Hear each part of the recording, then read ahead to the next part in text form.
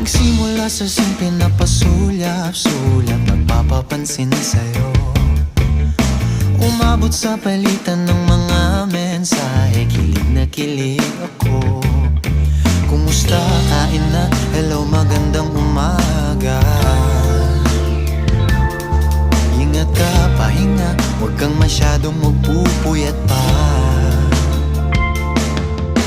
Naramdaman ng puso na dahan-dahan akong nahuhulog sa'yo.